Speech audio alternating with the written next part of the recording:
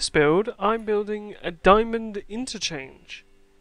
Now, a diamond interchange involves normally 4 on and off ramps so that you can leave the freeway / motorway and obviously enter. And smaller diamond interchanges do not have traffic lights in the junctions where the off ramps meet normal roads. But this one is a larger diamond interchange, so it needs to be traffic light controlled in order to improve the amount of traffic that can pass through it. Because these interchanges are normally used in very low trafficked areas, the ones without traffic light controls. And then normally if a place gets more traffic and improves, instead of changing the whole interchange to a bigger interchange which would cost more money, they just add traffic lights in the main junction to improve efficiency of the interchange itself. Diamond interchanges are much more economical in terms of space and money because they're just smaller, cheaper to make, there's less road to build. Like compared to a cloverleaf interchange, there's a lot less going on in this interchange, so it's a lot easier to build / maintain. And for low levels of traffic, this interchange is perfect. And it's not needed to have a bigger one. These interchanges are very prevalent in the United States. And some of these interchanges, when the traffic becomes far too heavy for the interchange, they convert them and change them to diverging diamond interchanges, which I do have a video of. There's a card, I believe it's called. I'll link to that, which is my diamond diverging interchange. It's a very old video, but you can still see the interchange itself. So I'll talk a little bit of what's going on in the video.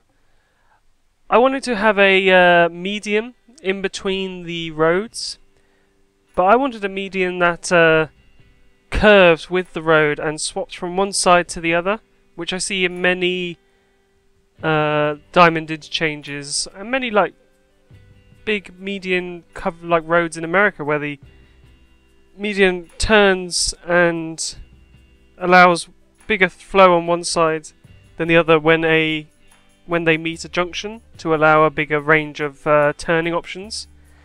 So what I did here is I used the pedestrian path from Network Extensions 2, and I used Move It to where I wanted it to be, so that I could have the median raised, because I could technically use curves and stuff like that to get it, but it wouldn't be raised, which is what I wanted, because that is what a median is. These roads are these pedestrian roads are a bit big for normal sized roads, but for this I think it's like an 8-lane road. It's perfect because you don't need all the lanes, so it's cut down to just I don't know, the main reason I did it is because it's what they do on big laned roads. And it looks very nice. I need to find a way of doing it on smaller roads, because the small pedestrian paths that come with the game do not work for this, because you cannot move them and raise them. They're not like roads. It's a bit of a shame, because they would fit really nicely in smaller lane roads, but they don't work. So if anyone has any ideas on making a median on a road, on a very small road, that'd be great. So the quality of this video might be slightly less, because most of this was recorded on a live stream I did last week. It was a 3-hour live stream, and I did the majority of the interchange, and I do that on my Twitch channel, which the link is in the description, which is basically just called Crumbs McGee, the same as this channel's name.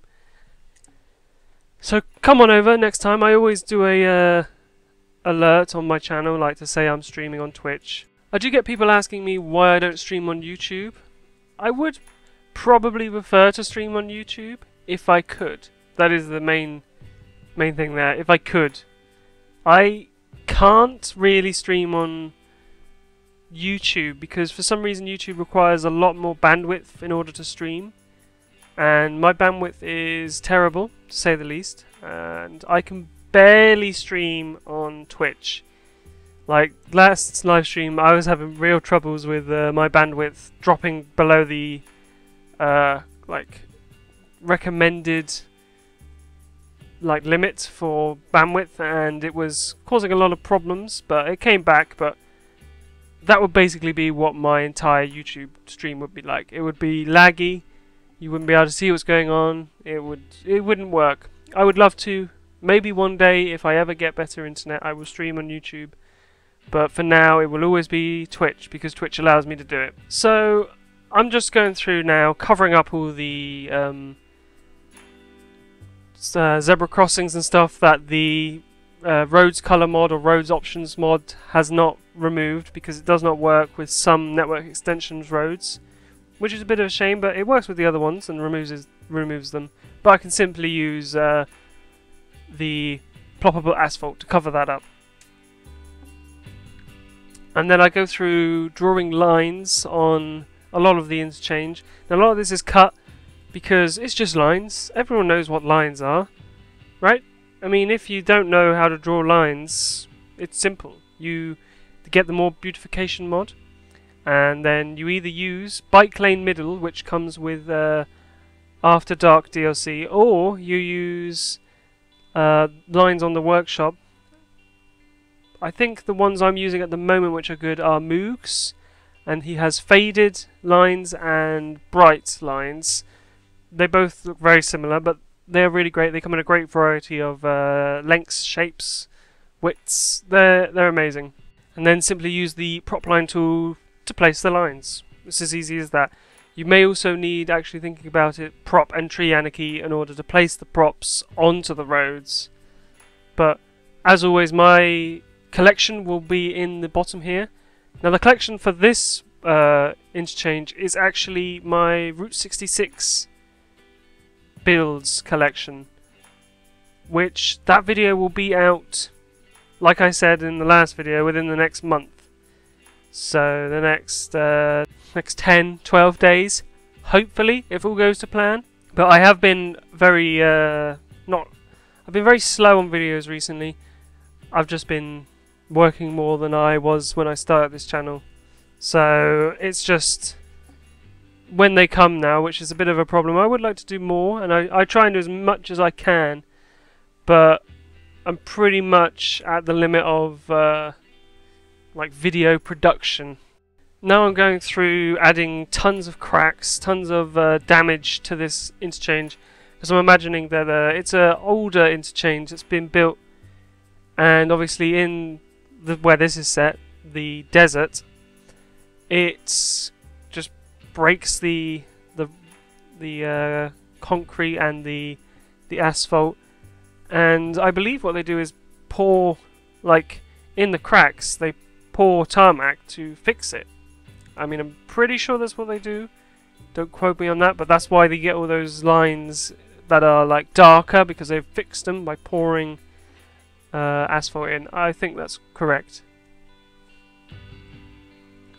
Now here I am using the overpass assets, and the overpass assets have been changed so that now they can be sunk into the ground. Only up to a certain point can they be sunk, but they are a lot better than doing the glitch where you copy and then paste them in and you can do them any height. These ones are great. They can be put in and you can sink them to very close to the top of the concrete, and it's really good. I did have problems though where I wanted them like slightly lower than the game would allow me to, because of the way the person made the asset, how low you could sink it. So I still had to do the trick where you copy them and like put them into the ground. But in the end, it looks very nice. And this desert theme, I'm liking it a lot at the moment.